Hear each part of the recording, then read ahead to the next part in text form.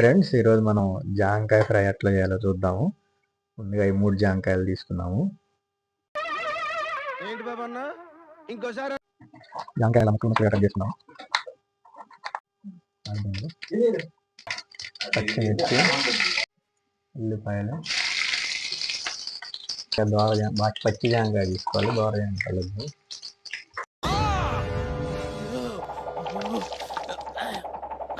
Brown colour వచ్చిన తర్వాత దీంట్లో ఒక ఎగ్ వేసి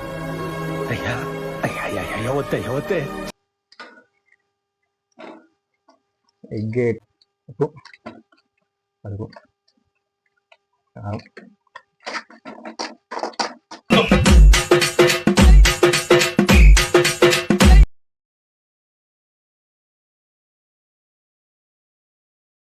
ఎగ్ జాంకాయ ఫ్రై. ఓకే,